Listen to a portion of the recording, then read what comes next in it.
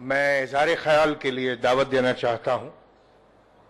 پاکستانی سیاست میں بائیں بازو کی ایک انتہائی توانا آواز، ایک انتہائی شعلہ بیاں مقرر اور ایک بہت نامور اور سینئر سیاستدان جناب معراج محمد خان کو کہ وہ تشریف لائیں اور اظہار خیال فرمائیں۔ جناب معراج محمد خان صاحب۔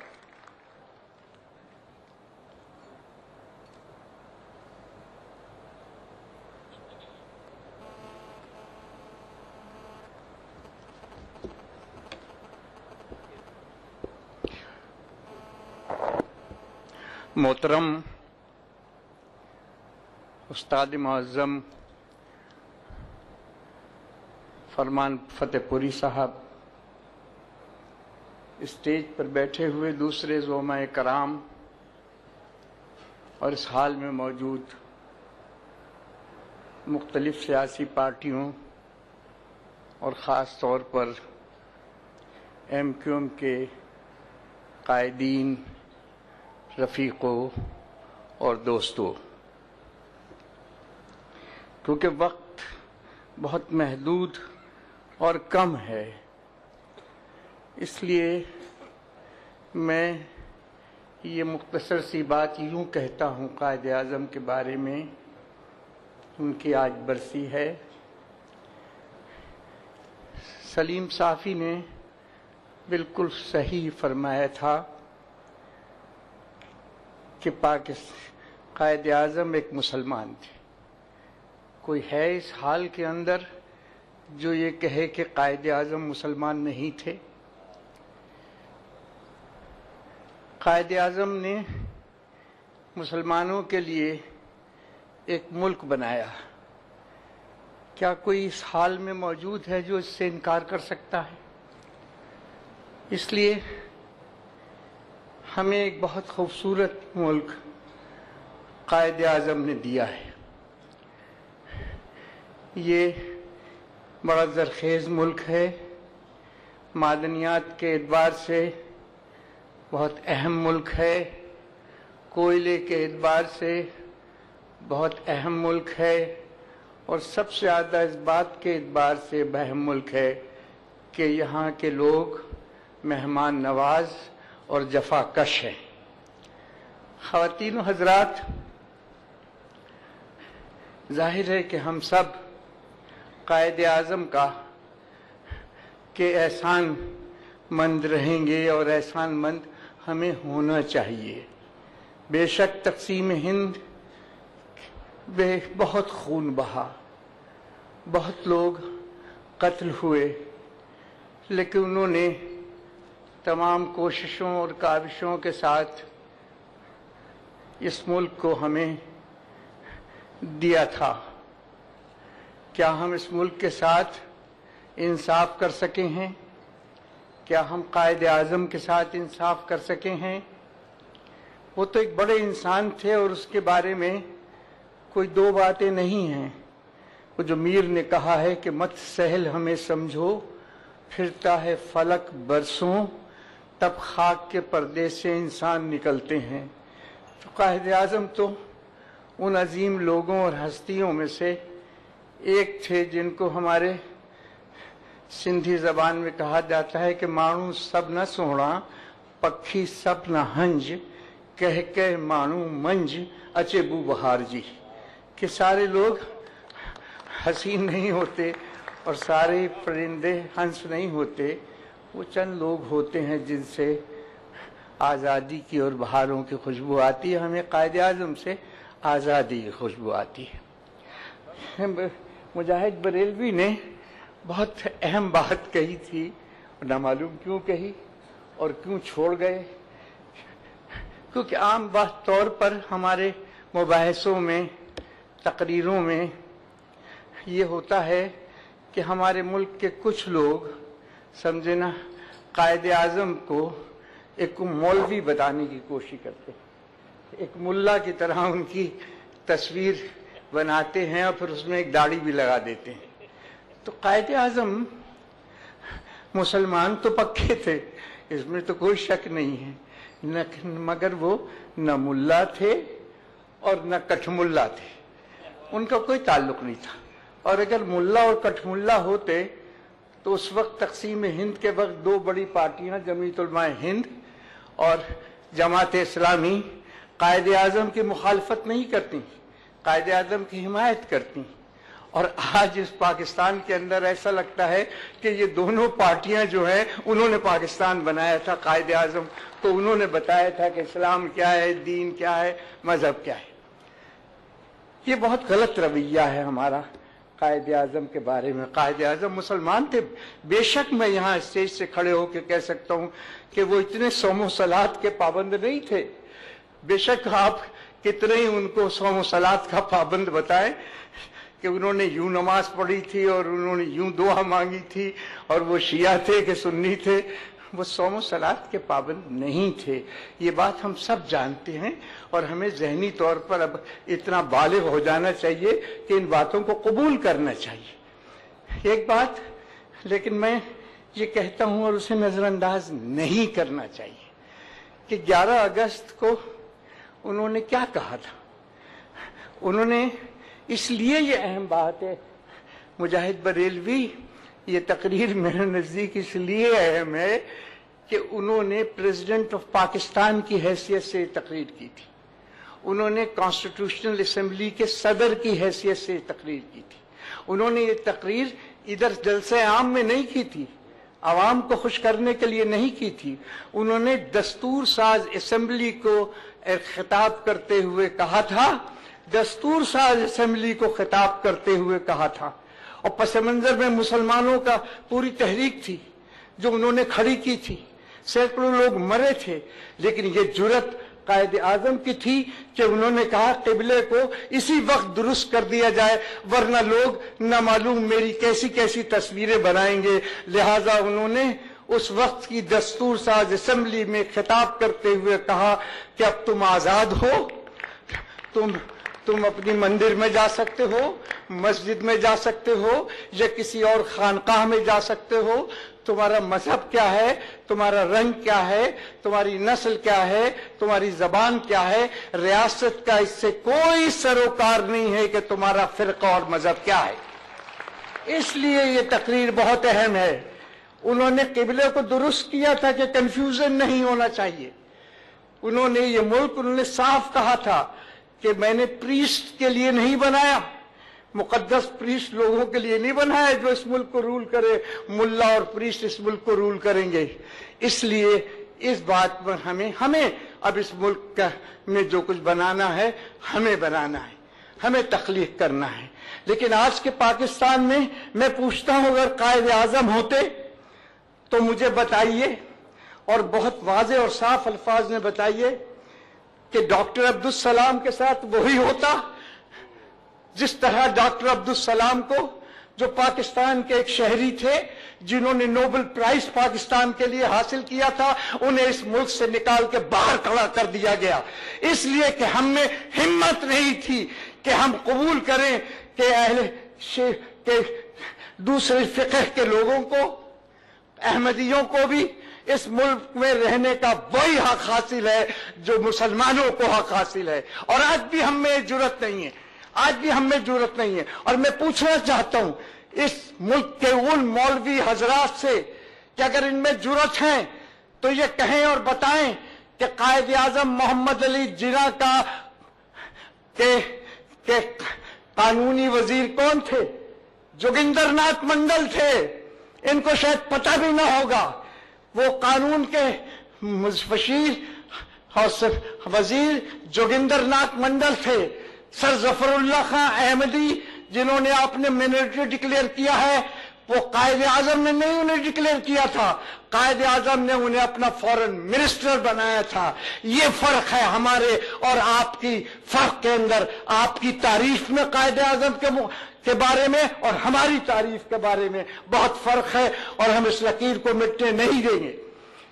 میرے دوستوں اور ساتھیوں، دوسری بات، مختصر سی بات مجھے حکم دے دیا رضوی بھائی نے، یہ ملک انہوں نے ہمیں ایک آزاد، خود مختار मुल्क दिया था। सचमुच 1954 के बाद से जब मोहम्मद अली बोगरा की हुकूमत यहां बनी, हम आजाद हैं? हम आजाद नहीं हैं। हमारी आजादी का सौदा कर दिया गया। ख्वाजा नाज़िरुद्दीन को निकाल बाहर किया गया।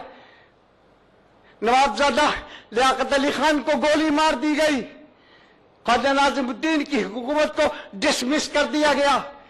पाकिस्तान को जबरन ताकत के जरिए फौजी मुआहदों में, मुआहदे बगदाद में शरीक किया गया। और वो वक्त है और आज का वक्त है, हम साम्राज्य के गुलाम इब्ने गुलाम इब्ने गुलाम इब्ने गुलाम। आज भी हमारी इक्तिसादियात कायदे आजम ने इंडिपेंडेंट इक्तिसादियात बनाई थी। कायदे आजम ने अपनी तकरीरों में कहीं नहीं कहा कि सरमायादारी का निजाम बनाया जाएगा पाकिस्तान में। कायदे आजम ने अपनी तकरीर में कहा था कि सरमायादाराना निजाम ने दुनिया को 2 आलमी जंगें दी हैं जिसमें लोग मारे गए हैं। इसलिए मैं पाकिस्तान में सरमायादारी और जागीरदारी का निजाम नहीं बनाऊंगा। लेकिन पाकिस्तान में क्या निजाम है आजकल, मैं पूछना चाहता हूं। सरमायादारी का गला सड़ा निजाम, वो सरमायादारी का निजाम जिसमें हम अपनी आजादी बेचते हैं, कशकोल लेके दुनिया से पैसे और खैरात मांगते रहते हैं, वो है हमारा आज का पाकिस्तान। ये कायदे आजम का पाकिस्तान नहीं है, ये भिखारियों और जमीर बेचने वालों का, हुक्मरानों का पाकिस्तान बन गया है। हमने अपनी आजादी और इंडिपेंडेंस को बेच दिया डॉलरों के एवज, अमरीकी इमदाद के एवज।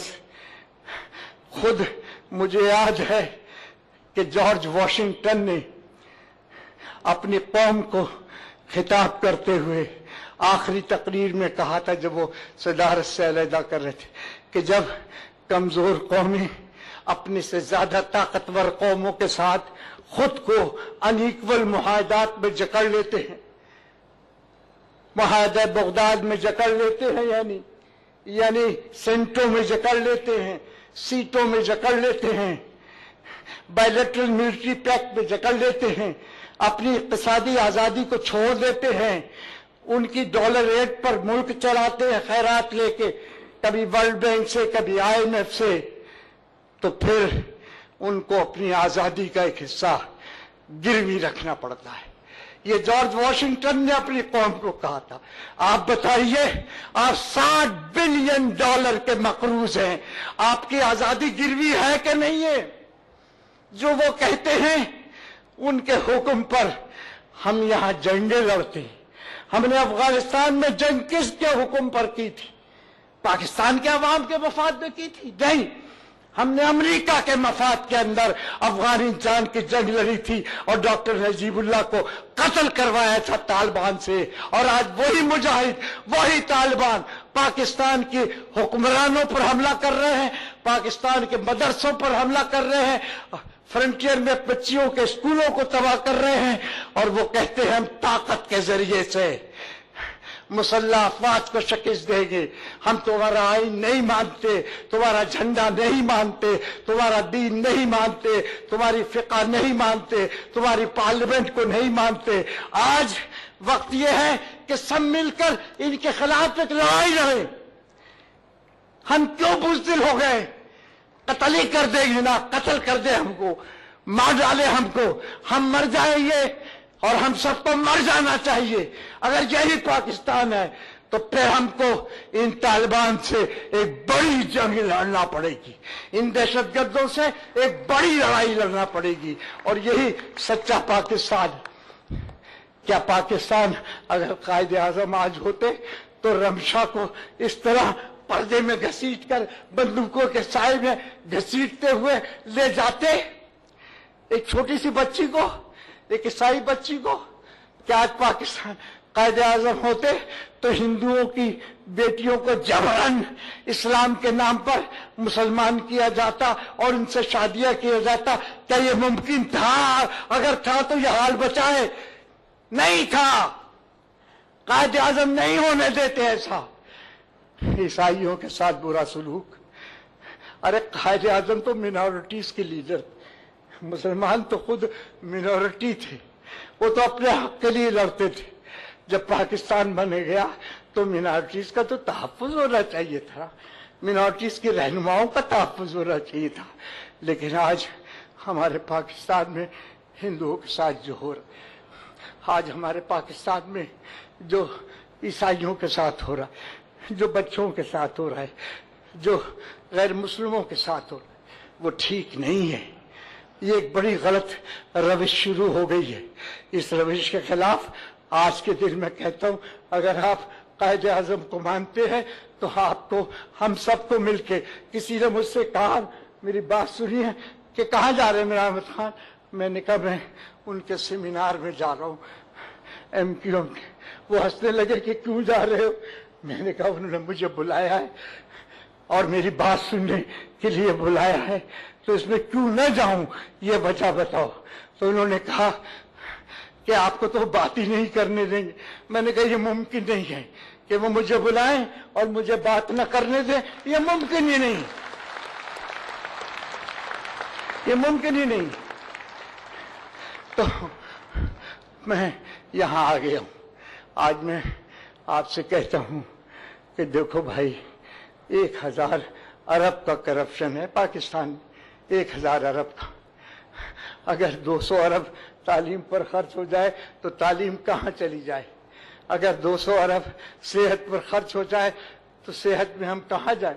اس پورے ریجن میں ہم لوگ تعلیم کے مسئلے میں اور علاج کے معاملے میں ہندوستان، سری لنکا، مالدیپ اور بنگلہ دیش سے پیچھے ہیں، آگے نہیں ہیں. ایران تو بہت آگے چلا گیا ہے، وہاں 9% خرچ ہوتا ہے تعلیم کے اوپر. لیکن ہم کہاں کھڑے ہیں؟ کہ یہی دور دیکھنے کے لیے ہم سب نے پاکستان بنایا تھا کہ بچوں کو تعلیم نہ بنے، لیکن بڑے لوگوں کے لیے سینٹ جوزف، سینٹ میری اسکول، وہ بڑے بڑے ایسے نام ہیں ان اسکولوں کے جن میں میرے پوتے ہوتے بھی جاتے ہیں بھائیوں، کہ ان کے نام مجھے نہیں آتے، مجھے ان کے نام نہیں آتے. ایسے ایسے نام ہیں امیروں کے اسکولوں کے اور غریبوں کے بچوں کے لیے پیلے اسکول. اور میرے بھائیوں، ہم پیلے اسکولوں کے پڑھے ہوئے ہیں. یہ جو محترم الطاف حسین صاحب ہیں، یہ کسی سینٹ جوزف اسکول میں نہیں پڑھے تھے، یہ کراچی یونیورسٹی اور پیلے اسکولوں کے پڑھے ہوئے ہیں. لیکن ہمارے ہاں تو تعلیم پر خرچ ہی نہیں ہوتا ہے. ہم تو تعلیم کے میدان میں دنیا کے 185 ملکوں میں 145 ملک کا نمبر ہے ہمارا، اور کہتے ہیں کہ ہم تو اسلامی جمہوریہ پاکستان ہے. نہ تم اسلامی ہو، نہ تم جمہوریہ ہو، اور تم نے پاکستان کا بھی نیگیشن کر دیا ہے. اس لیے آج بہت کہتے ہوئے میں کہتا ہوں، قائد اعظم پر ہزاروں سلام، لیاقت علی خان پر بھی سلام، خواجہ ناظم الدین پر بھی سلام. لیکن میں کہتا ہوں ان کے بعد کے آنے والوں نے پاکستان کے ساتھ اچھا نہیں کیا. اور ان کو میں کہتا ہوں، میرے بزرگوں نے، یعنی بعد کے آنے والے بزرگوں نے، میرے بزرگوں نے، یعنی اسکندر مرزا نے، یعنی غلام محمد نے، یعنی ایوب خان نے، اور بعد کے بہت سے آگے والے آنے والوں نے. اور یہ بریلوی جو ہے، یہ اشاروں کے لائن میں بہت باتیں کرتا ہے، اور بھٹو صاحب محترم کا جب ذکر آتا ہے تو یہ میری طرف ضرور دیکھتا ہے. سمجھے؟ تو میں تو کہتا ہوں، میں نے تو کفارہ ادا کر دیا نا بھائی. 4 سال میں اپنے ہی لیڈر کی قید میں رہا اور جیل میں مقدمہ چلا، جیل میں ہی سزا ہوئی. یہ نہیں کہ باقی دور میں نہیں. میں 5 سال ایوب خان سے لڑتا رہا جمہوریت کے لیے. میں ضیاء الحق کے پیریڈ میں بی بی بے نظیر سے مل کے ایم حاجی بنا کر جمہوریت کے لیے ضیاء الحق سے لڑتا رہا. تو میرے تو 14 سال جو ہے جیلوں کی نظر ہو گئے. لیکن یہ اس لیے نظر نہیں ہوئے تھے کہ یہاں عامر آئیں، یہ اس لیے نظر نہیں ہوئے تھے. اور میں صاف کہنا چاہتا ہوں، جو قائد اعظم کو بھولنا چاہتے ہیں، اسٹاف کالج کوئٹہ میں انہوں نے کیا کہا تھا؟ بریلوی اسٹاف کالج کوئٹہ میں قائد اعظم نے تقریر کرتے ہوئے کہا تھا، فوجیوں کو ایڈریس کرتے ہوئے کہا تھا کہ دیکھو تم اس بات کو اچھی طرح سمجھ لو کہ تم سول حکومت کے تابع ہوگے، تم سول حکومت کے احکامات کو ماننے پر مجبور ہو، لیکن قائد اعظم کو کیونکہ وائلیٹ کرنے والے موجود تھے، لہذا ایوب خان نے بھی 10 سال گزارے اور ملک پر ماشاء اللہ کی فوجی آمروں کی حکومت کی، ضیاء الحق نے بھی 10 سال فوجی آمریت میں حکومت کی، اور وہ مشرف بھی جمہوریت اور جدید تعلیم روشن خیالی کی آڑ میں 10 سال تقریباً گزار گئے اس ملک کے اوپر۔ قائد اعظم نے ان کو اجازت نہیں دی تھی۔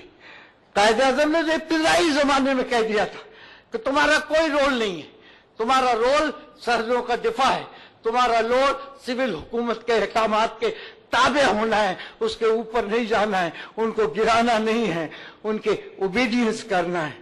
لیکن آج یہی ہم سلیم شافی صاحب روز اخبار میں پڑھتے کہ ماشاء اللہ لگنے والا تو نہیں ہے، موجودہ حکومت نے گڑبڑ تو نہیں کر دی ہے، موجودہ حکومت کو غلط پالیسی تو نہیں چلا رہی ہے، کہیں اس گڑبڑ میں پھر فوجی تو نہیں آئیں گے۔ مجھے نہیں پتا کہ کیا ہوگا، لیکن مجھے پتا ہے کہ قائد اعظم نے مارشل لاؤں کی مخالفت کی تھی اور اسے ڈیزاسٹر قرار دیا تھا۔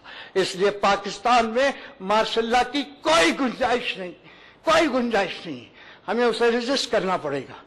میں ان باتوں کے ساتھ آپ سے اجازت لینا چاہتا ہوں اور میں کہنا چاہتا ہوں کہ آزاد ملک دیا تھا، آزاد خارجہ پالیسی دی تھی، فوجی معاہدوں میں وہ چاہتے ہمیں جکڑ دیتے، انہوں نے ہمیں نہیں جکڑا تھا، انہوں نے ہماری اکانومی کو انڈیپینڈنٹ اکانومی بنانے کی بات کی تھی، انہوں نے جاگیرداری کے خاتمے کی بات کی تھی، جو آپ کا لیڈر بھی کہتا رہتا ہے کہ جاگیرداری ختم کرو، پر جاگیرداری ختم نہیں ہوتی۔ سب سے سڑا ہوا گندا نظام اگر دنیا کے کہیں موجود ہے تو پاکستان میں جاگیرداری کا نظام، جو انسان کو انسان ہی نہیں سمجھتا۔ اس لیے اگر ہم جمہوریت چاہتے ہیں تو ہمیں اس گلے سڑے جاگیرداری کے نظام کو ختم کرنا پڑتا۔ اگر ہم جمہوریت چاہتے تو ہمیں اپنے پیروں پر اپنی اقتصادیات کو ڈھالنا پڑے گا۔ اگر ہم جمہوریت چاہتے تو ہمیں ایک آزاد خارجہ پالیسی کی راہ اختیار کرنا پڑے گی۔ اگر ہم جمہوریت چاہتے ہیں تو ہمیں صنعتی نظام کو مستحکم کرنا پڑے گا، بھتہ خوروں کے ہاتھوں، سرمایہ داروں، صنعت کاروں کو اگر آپ بھاگنے دیکھیں یہ وہ ٹوٹ جائے گا۔ یہ کراچی میں روز جو مارا ماری ہے، یہ جو بھتہ خوری ہے، اس کے پیچھے مسئلہ کیا ہے؟ کیوں؟ یہ ہے کہ 64% کراچی جو ہے وہ ریونیو دیتا ہے۔ اتنی مارا ماری اور توڑ پھوڑ اس علاقے میں کراؤ کہ یہاں کوئی سرکار بھاگ جائے، پیسے والے خوفزدہ ہو کر بھتہ خوروں کے ہاتھوں بھاگ جائیں، یہاں کی صنعت تباہ ہو جائے، کاروبار تباہ ہو جائے، اکانومی بیٹھ جائے، 64% مرکز کو دینے والا شہر کراچی ڈوب جائے اور تباہ ہو جائے۔ یہ ہے بھتہ خوری کے پیچھے ہاتھ، یہ ہے کراچی میں روز قتل عام کے پیچھے ہاتھ۔ ہمیں یہاں آج عہد کرنا چاہیے کہ ہم کراچی میں قتل عام کو بند کروائیں گے۔ یہاں پٹھانوں کو بھی رہنے کا حق ہے، سندھیوں کو بھی رہنے کا حق ہے، یہاں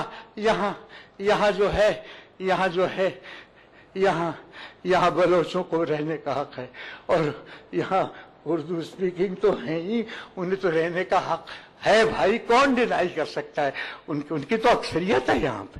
ہمیں اس شہر کو میل ملاپ سے رکھنا چاہیے، اس شہر کا حسنی میل ملاپ پر ہے، دوستی پر ہے، محبت پر ہے، تعاون پر ہے، یاری پر ہے۔ یہ تو بڑا خوبصورت شہر تھا، راتوں کو ہم نکل جاتے تھے، کوئی ہمیں روکنے والا نہیں تھا۔ یہ شہر بڑی بڑی تحریکوں جنم دیتا تھا، یہ کھڑا ہو جاتا تھا، یہ شہر آمروں کے خلاف تو اسلام آباد بیٹھ جاتا تھا، شکست کھا جاتا تھا۔